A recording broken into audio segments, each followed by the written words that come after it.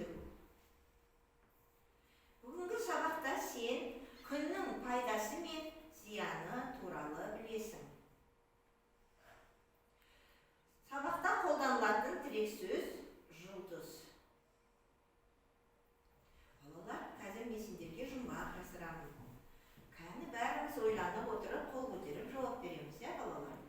Аспандағы алып топ, жарқырайды, жарық боп. Шешуі үміт айта ғой. Жауабы күн. Жауабы күн, өте тамаша. Олай болса, балалар, күннің пайдасы мен зияны туралы біледі екенбіз. Сендер түнгі аспанды көрдіңдер ме? Түнгі аспаннан нені байқауға болады? Жұлдыздарды. Жұлдыздарды, жарайсың. Тағы да нені байқауға болады, Гауһар? Айды байқауға. Айды байқауға болады. Ал түндегі аспандағы жұлдыздар қандай? Әдемі. Әдемі. Тағы да? Біреу ма, екеу ма? Түнгі аспандағы жұлдыздар көп екен, тоғыз. Жарайсыңдар. Ол жұлдыздардың өздерінің аттары болады. Мысалы үшін, қандай деп атауға болады? Жеті қарақшы, тағы да Динара, шолпан, жеті қарақшы, құс жолы деп олардың өздерінің әрқайсының нелері болады екен, атаулары болады екен. Ал енді біздің ғаламшарымызға ең жақын орналасқан қай жұлдыз деп ойлайсың? Болат айта ғой. Күн. Күн екен, өте тамаша. Балалар, мына ненің суретін көріп тұрсыңдар? Күн мен жарқын. Ал күннің түсі қандай? Сары. Күннің түсі қандай бақын? Күннің түсі сары. Пішіні? Күннің түсіне домалақ. Домалақ екен. Ал күн жерге қандай орналасқан? Қалай орналасқан? Күн жерге қалай орналасқан? Гауһар? Күн жерге жақын орналасқан. Жақын орналасқан екен. Енді сендер білдіңдер, балалар, бұл күн екен. Ол жерге қалай орналасқан? Жақын орналасқан екен. Күн сәулесі қандай? Күн сәулесі қандай? Күн сәулесі ол жарық. Күн сәулесі бізге не береді? Жарық, ыстық, жылу береді екен, балалар? Жарайсыңдар. Күн ғаламшарымызға ең жақын орналасқан сарғыш жұлдыз. Ол қызған үлкен шар екен. Күн жерге жарық пен жылуын береді.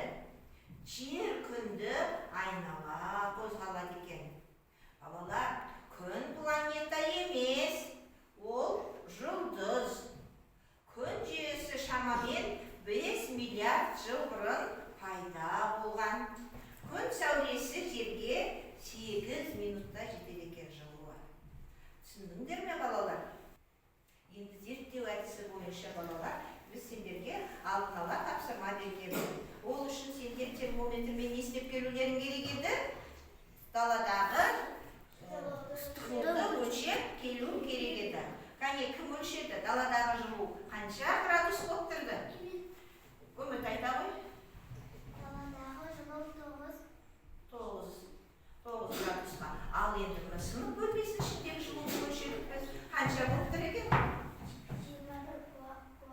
21 градус болып тұр, балалар. Қайсы бөлме ыстық па, жоқ, даладағы жылу ыстық па? Кәне, Балбиб айта ғой. Неге? Себебі онда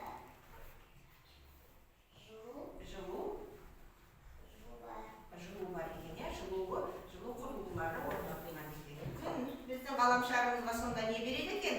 Жылуын, жарығын береді екен. Енді суреттер әдісі. Балалар, суреттен не көріп тұрсыңдар? Бірінші ненің суретін көріп тұрсыңдар? Қол көтеріңіз, балалар. Күн туралы кім айтып береді? Күн туралы кім айтып береді? Отырамыз. Күн туралы Ерғанат.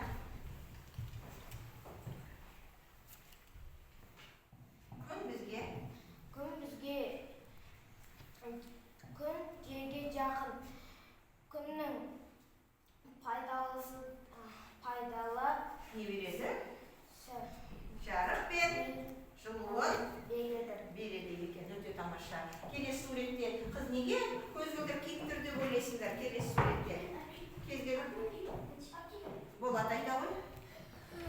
Өйткені күн ыстық, күн көзімізге түссе, ештеңе көре алмаймыз. Сондықтан да күнге тіке қарағанда көзімізге не кию керек? Көзілдірік.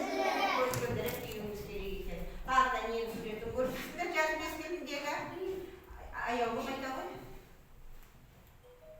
Балалар жазда шомылып жүр. Жаз мезгілінде шомылып, суға шомылып күнге қыздырынады екен. Өте тамаша. Енді күннің ғаламшарымызда қандай пайдасы бар екен сонда?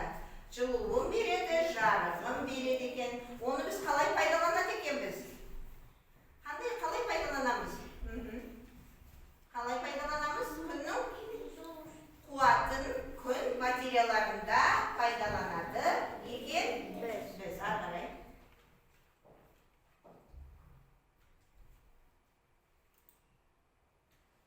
Енді балалар естеріне сақтаңдар. Күн біздің ғаламшарымызға жарық, жылу береді.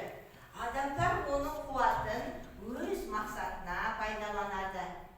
Бірақ күнге ұзақ киюге, тікелей күн сәулесінің астында бас киімсіз жүруге, көзілдіріксіз күнге тура қарауға болмайды екен.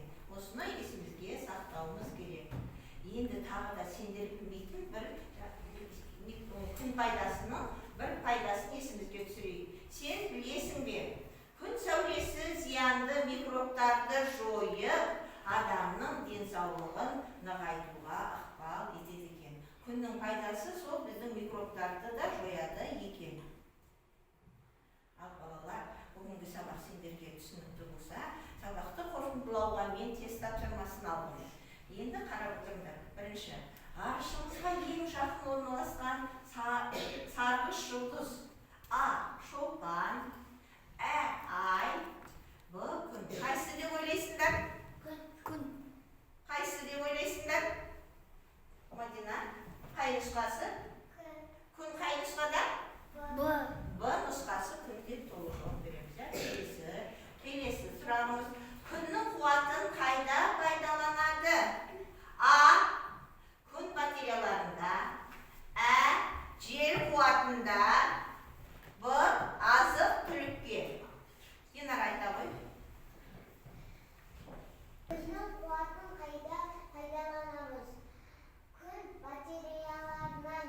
Күн батареяларынан. А нұсқасы екен, Қайсының дұрыс. Келесі. Үшінші сұрағымыз. Күн жерге не береді?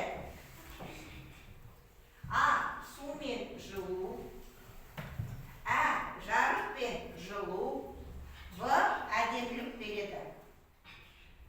Үміт айта ғой. Қай нұсқасы? Нұсқасы. Жарық пен жылу береді. Жарық пен жылу береді. Жарайсыңдар балалар. Бүгінгі сабақ сендерге түсінікті болды деп ойлаймын. Енді қорытындылай келе, күн мен жер арасындағы байланысты түсінмесінде күннің пайдасы мен зияны туралы білдің.